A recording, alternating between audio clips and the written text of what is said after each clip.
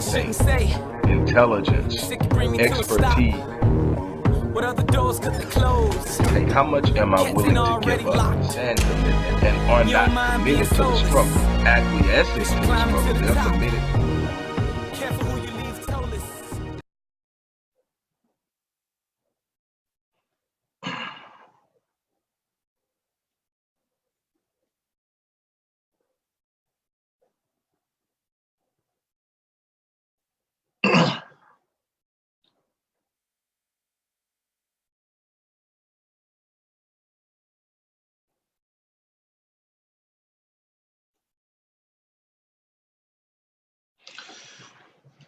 Hello, everybody. Dr. Rick Wallace here, dropping in on you. I hope that everybody is off to a great start.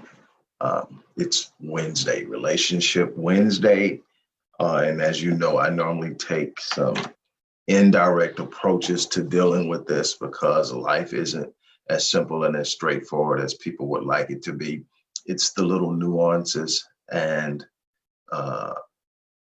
simplistic but yet complex dynamics that may not seem obvious in dealing with relationships that actually contribute to relationships.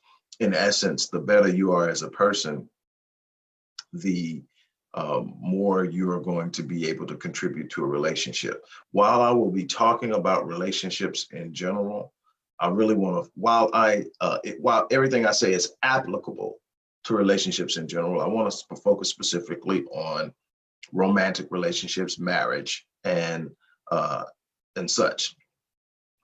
Before I do, I want to remind you that you can click the link in the description box and get your copy of Critical Mass, as well as order your copy of our latest release.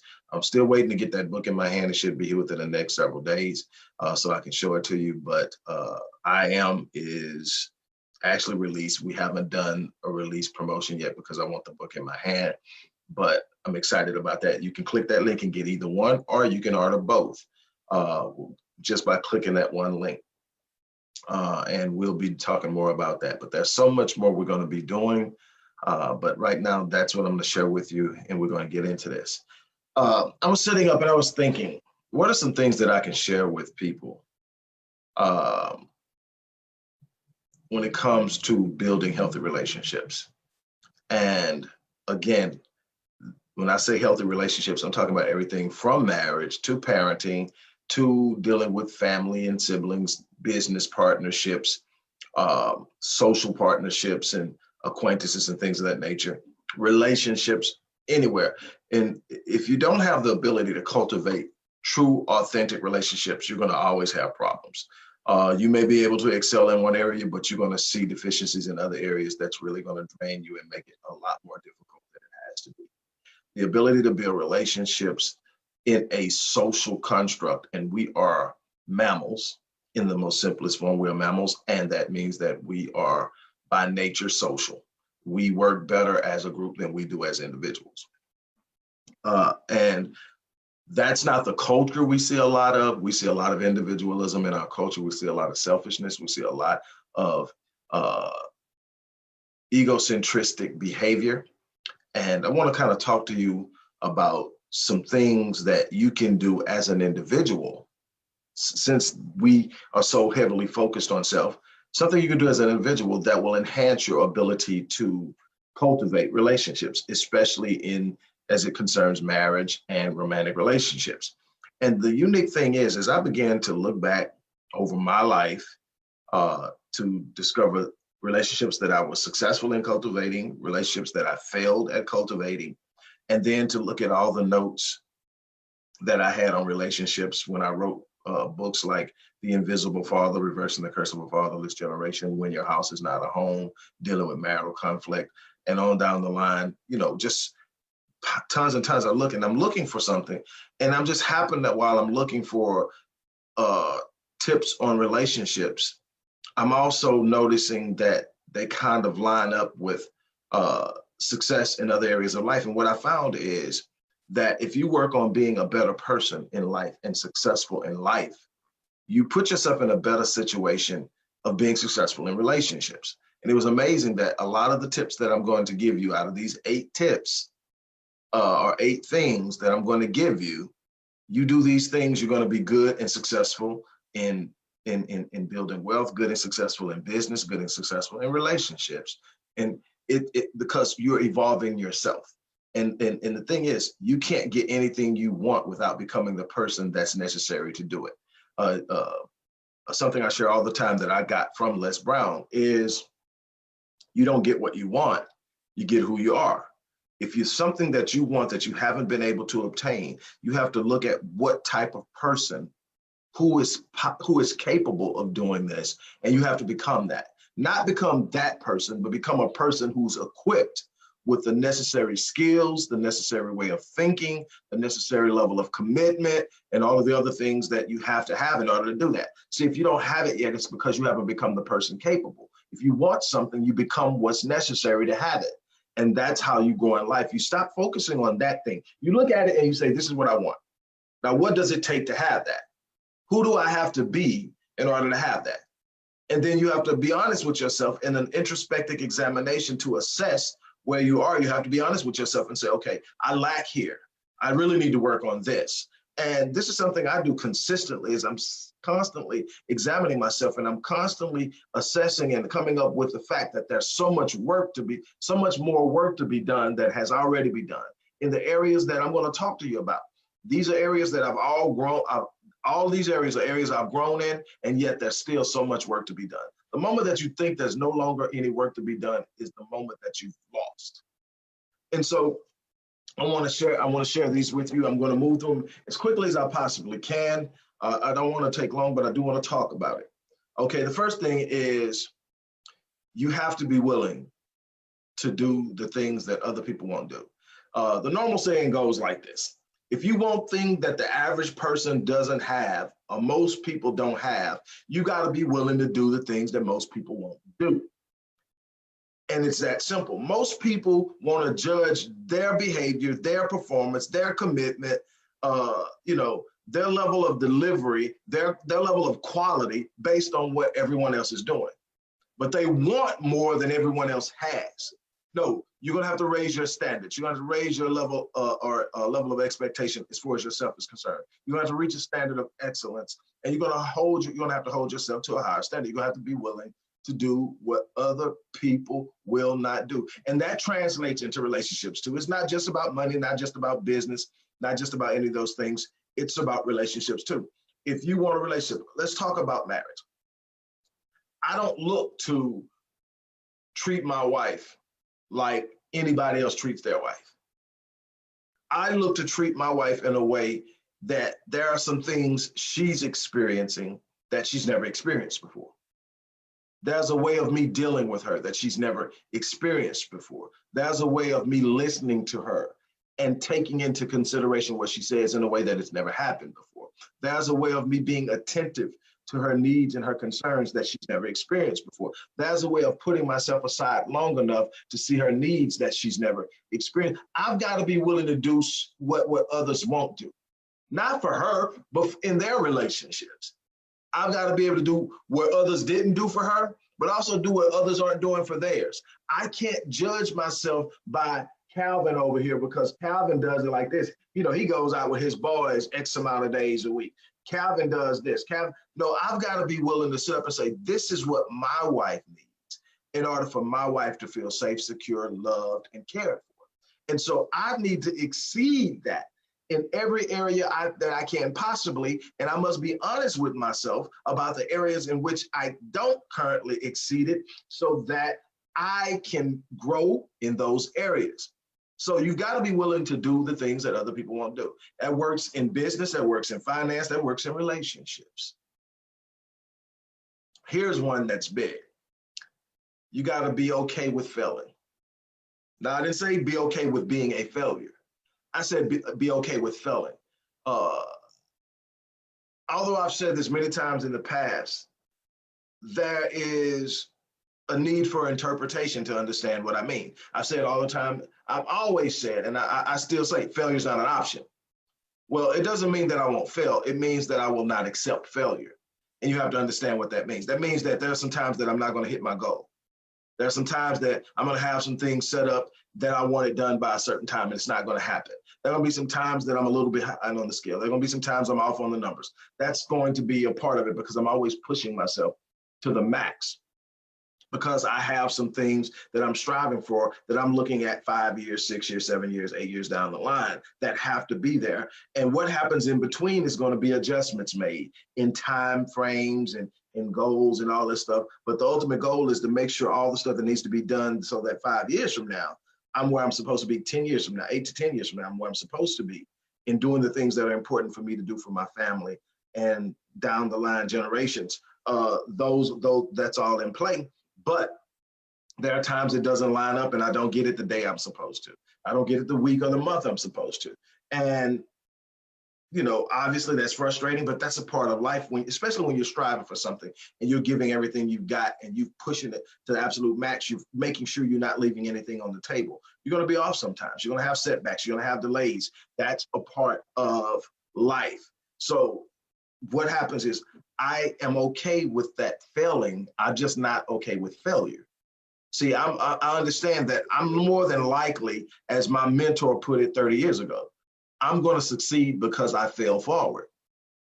And you're like, what the hell does that mean? Same thing I asked when he first said it.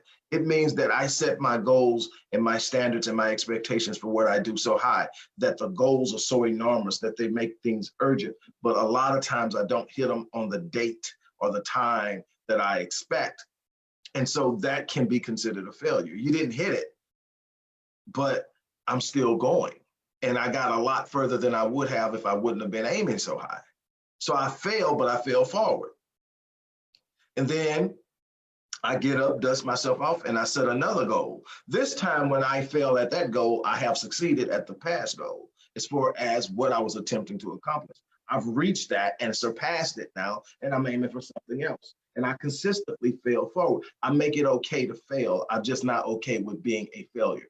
Two different things. The pursuit of knowledge.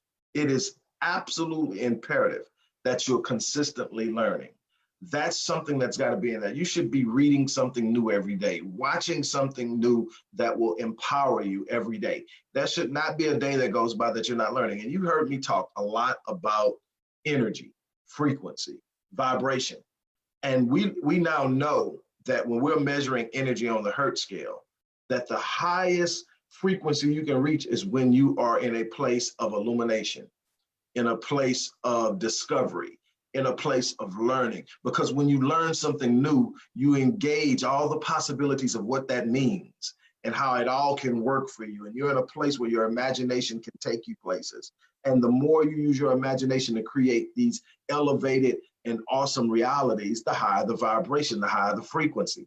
And so you've got to be pursuing knowledge daily. You can't be operating on the same knowledge as you were last week and the week before that and the year before that. You got to constantly be looking. Why? Because knowledge enhances you. Knowledge grows you. It expands what you can expect. It expands what you can demand. It expands what you can accomplish. You've got to have it. Next, you got to exploit your talent. And what does exploit mean? Exploit means to take advantage of. You got to take advantage of your talent. You can't be sitting on talent. There are far too many people sitting on talent. There are far too many people doing things that they're not really crazy about because somebody else is doing it and somebody else is doing well at it. And so instead of exploiting your talent, instead of doing something you're good at, doing something you're great at, doing something that you can do with little effort, it just comes so naturally. That's a talent. That's a gift. It's meant for you to use this gift to touch lives, but it's also the same way that you're going to get paid. But it's also the easiest way for you to communicate and express in a relationship. Some people are not very good communicators as far as being able to express how they feel. But they're unbelievable gift givers.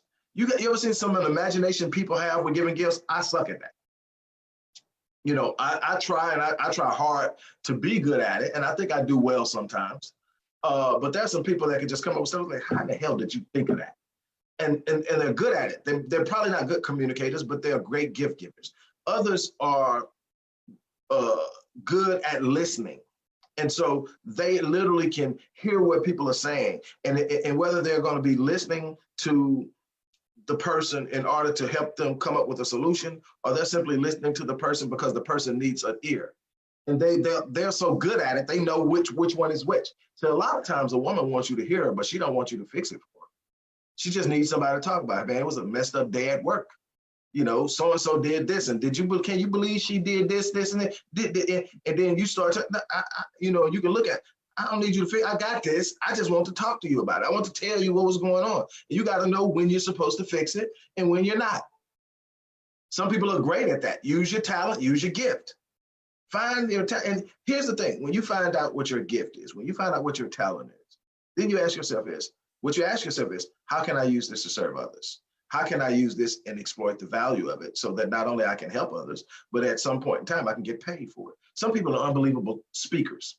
They just talk naturally. It comes naturally to them. They can communicate, they can talk, they're charismatic, they can pull you, they can move you, they can touch you, they can get you up and whatever and stuff like that. And then, so what? I'm gonna actually, you know, maybe my grandmother did know this. I'm not gonna say she didn't know. So I'm not gonna say if you would have told her that this kid who was so loquacious, so talkative, that it drove her crazy would one day be paid to talk. She probably knew. But that's the thing. The one thing that I've always done well is talk. The first time a mic was placed in my hand and I was put on stage, I was 3 years old. I've got a speaking engagement this week, too.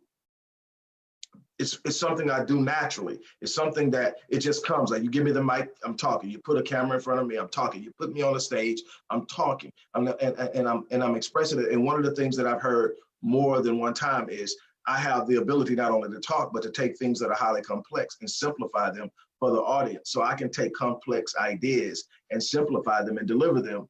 And so that's what I use. I use that in relationship. It's not the only talent I have, but I'm just giving you an idea that I know what I'm good at. And I don't just use it for the sake of getting stuff from people. I also use it for the sake of giving stuff to people, being an asset, being a contributor. And you have to know that. And then the next thing is, we're already on number 5. I didn't number them before now, but we're on number 5. You've got to be willing to develop a faith that's powerful enough to move you into action so that you take action on your vision and dreams. You've got to develop a faith. And what is faith? Faith is the substance of things hoped for, the evidence of things not seen. Now let me make sense of that. You've heard it all your life. Faith is the substance of things hoped for, the evidence of the substance. It is the thing that gives meaning, matter, and volume to your hope. It means that there's a reason for your hope. Your hope isn't empty. But here's the bigger one. And it is the evidence of things not seen. What does that mean? See, when you can see something, it doesn't require faith, it requires reason. If I can see how it's going to be done, I can see how it'll work out. If I can do 2 + 2 and I can see it all line up, it doesn't require faith. It just simply requires action and application. But when I can't see it, but I still know it's possible, that's faith. Faith in itself is the evidence of the things I can't see. Now you got to develop a faith strong enough that it causes you to move on your vision and your dream. Now, how does that apply to your relationship or your marriage? There are some things that are going to be difficult in the marriage. There are going to be some things that need to take place that seem impossible. But it's a part of your dream to love this person, male or female, to love this person, whether you're the husband or the wife, love this person and to be everything that they can be so they can be all that they can be to you. And you see some difficult moments and your dream starts to feel a little shaky. And you're starting to wonder, I don't know if I can do this. You got to have faith to act on what you can become and not where you are. I hope you get what I'm saying. See, the marriage is just like the individual. It's simply the sinking and the merging of 2 individuals to become one. the syncing of feminine energy and masculine energy, merging together to sync that energy, making it synergy, allowing those people involved to be able to accomplish more as one unit than they could as two individuals. That is what the goal is. So just like being a human, you're looking to grow. In the marriage, you're looking to grow. And in growth, there are going to be some challenging moments. But if you have faith that will push you to moving on what you see in the future, what your faith tells you is possible, that's when things start to happen. We tend to get too focused on what's not right. We tend to get too focused on what isn't being done. We don't look at what we have the capacity to move on and act on and change and grow and build and all of that. Right? So that's that. Then we're going to move on to 6, commit. Oh man, this to me, in many ways, is the big one. You know, they say that finances are the #1 cause of divorce. Obviously, infidelity is another big cause. And then you can get a divorce now for something as simple as irreconcilable differences. We have some differences in philosophy and the differences in opinion of operation and values. And it's irreconcilable. And it's irreconcilable. And that is something that we definitely nowadays don't look at. But see, the thing isn't about irreconcilable differences. It's about commitment. Marriage isn't about always being on the same page. Marriage is about commitment. Marriage is about covenant. Marriage is about being in alignment with your vows. Marriage is about being who you need to be based on the commitment. One thing that, you know, can be said about me in my marriage. I don't treat my wife based on how I feel. I treat her based on what I promised I would do. I treat her based on my responsibilities. There are times that I'm not feeling everything, but the way I treat her doesn't change. I hold her every night, no matter what. I don't raise my voice, no matter what. I open the door for her, no matter what. Matter of fact, she knows she gets in trouble if she opens the door and I'm anywhere near it. I bring her stuff out of the car every day, stuff that she can pack. And it doesn't matter where I'm at in my feelings. I'm committed to doing what I said I would do. Okay, now, #7, live your calling. See, first and foremost, one of the things that we don't do enough is we worry about where people are, what people have in relationships, what people have, where they are, what kind of car they drive, how many degrees they got, what kind of house they got, how much they earn, who they work, all of that. And the thing that we don't ever look at is where they're going. I tell, you know, my daughters, stop asking a man where he works and start asking him what his vision is. What is his vision? What is his calling? What is it that he's here to do? What does he see himself 5 years, 10 years from now? What impact is he going to have on the world? And if he can't readily and adequately communicate to you that without having to stop and he doesn't know. And you don't need to be with him. See, when you start to communicate your calling, when you start to communicate your purpose, when you start to communicate your vision, then the person sitting there that's supposed to be the other part of that can evaluate how your vision lines up with their vision. And then so that when you're living in your calling, when you're living in your purpose, when you're living in your gifting, it is not opposed to where they are because they're moving in the same direction, operating under the same passion, and then you can merge and act. When you're living in your calling, if you communicated your calling to your mate, they can relate. Finally, #8, and this is probably the most important, work on yourself. If I can take anything away from my failed relationships, it is to remove the finger pointing because that's easy to do. It's easy to sit up and talk about what they did. And you may be 100% accurate in what they did, but that's not going to change your future. The fact that they did this and they were wrong will not change your future. Because what you got to also understand that if energy resonates, meaning energy attracts like energy, and you had them in your lives, something about you attracted them, and something about them attracted you. And if you don't deal with that, you're going to get another person just like them, because it's not simply what they did, it was who they are, and that means it has something to do with who you are. So what do? Instead of sitting up pointing the finger, you sit up and say, I'm going to work on me. I'm going to do a true introspective assessment of who I am right now. I'm going to be critically and painfully honest with myself. I'm going to get some people I know I can depend to be honest with me, to give me some of their insight into who I am.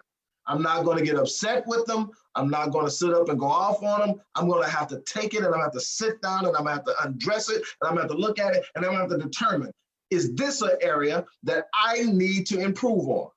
And then you work on yourself. The more you work on yourself, the more of a contributor you become, the more of an asset you become, the more of an influence you become. You can work on yourself, and the other person can have some issues, but you've worked on yourself so much that you're covering them in a way that it drives them to be better.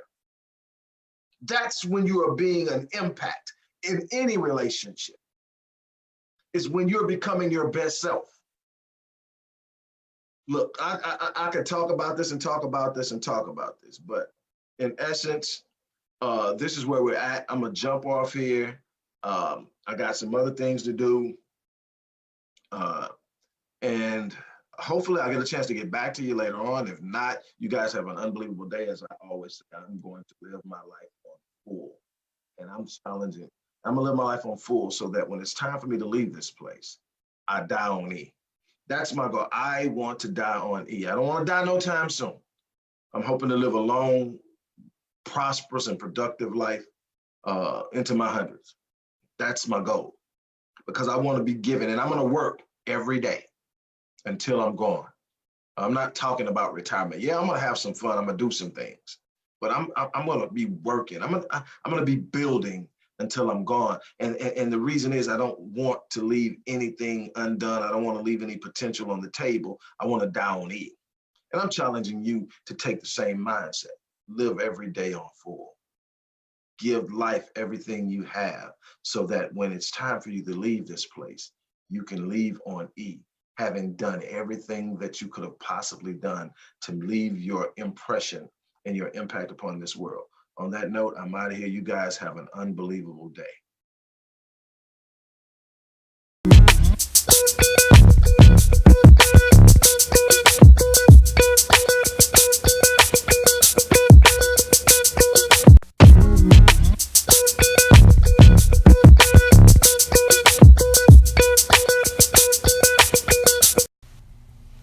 Good morning. This is Dr. Rick Wallace. How you start your day is immensely important. How you set your state of mind, your anticipation, your perspective, your perception of who you are and the world around you is immensely important. What I'm about to give you is just one of the meditations that I speak daily to start my day. As a matter of fact, it is the first meditation that I speak. I have some mental processes that I meditate without speech, but this is the first spoken meditation of my day. I know that I am pure spirit, that I always have been, and that I always will be. There's inside me a place of confidence and quietness and security where all things are known and understood. This is the universal mind, God, of which I am a part. This universal mind knows the answers to all of my problems, and even now, the answers are speeding their way to me. I need not struggle for them. I need not worry or strive for them. When the time comes, the answers will be there. I give my problems to the great mind of God. I let go of them, confident that the correct answers will return to me when they are needed.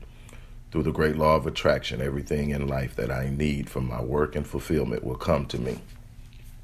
It is not necessary that I strain about this. Only believe, for in the strength of my belief, my faith will make it so. I see the hand of divine intelligence all about me, in the flowers, the trees, the brooks, and the meadows. I know that the intelligence that created all of these things is in me and around me, and that I can call upon it for my slightest need.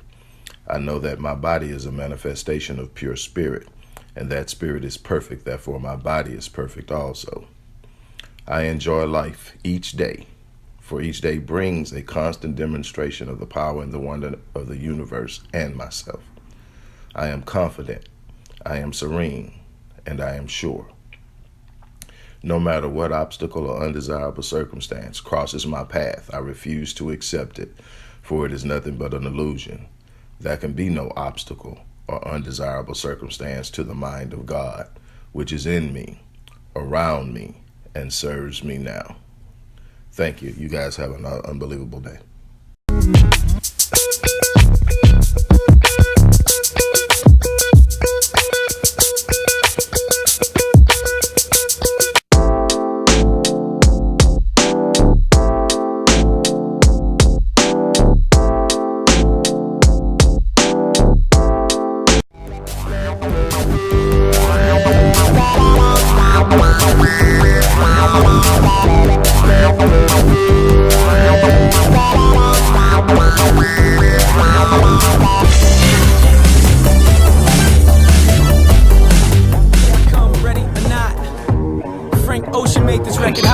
From a conceptual perspective, things people talk about it, all of the elements they think, intelligence, expertise. What other doors could they close? Hey, how much am I willing to give up and commitment? And are not committed to the struggle, acquiescing to the struggle, they're committed. Careful who you leave. Hello, everybody. Dr. Rick Wallace dropping in right now. Thanks, first of all. Second of all, I just need to really iterate the fact that we need your help. We need your support right now. We are pushing to hit a goal of $25,000 by the end of this week. That if we hit that goal, it'll help us cover our goals for the first quarter. It'll help us consistently continue to do what we're doing with Black Men Lead, Restoring Ghetto's Forgotten Daughters, our new program providing mental health services and resources, and so much more that we've been doing consistently. Again, we need your support like we've never needed it before. Thank you in advance. You have a great day.